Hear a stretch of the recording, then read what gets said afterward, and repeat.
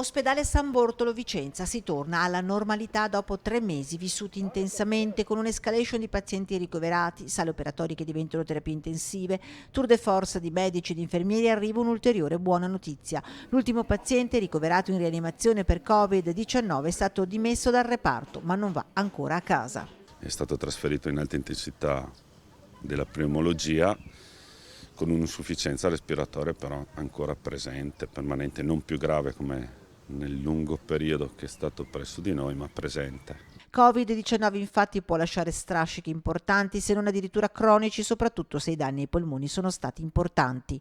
L'organismo risponde con fibrosi, con cercare di guarire le cicatrizzazioni, con cicatrizzare quello che è il danno, ma ciò comporta una perdita di funzionalità polmonare e chi ha avuto infezioni gravi come in questo tipo verosimilmente avremo successivamente dei problemi legati all'insufficienza respiratoria cronica. Tutto dipende insomma da quanto e come ha colpito il virus e da quale è stata la risposta del nostro organismo.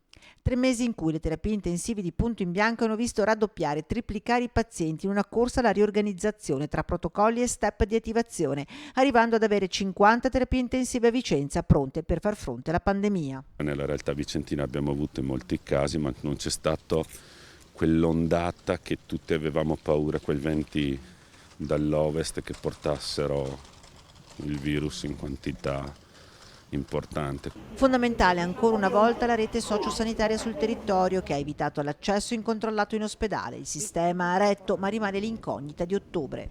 Meglio però non pensarci che torni, perché un altro periodo così è meglio evitarlo.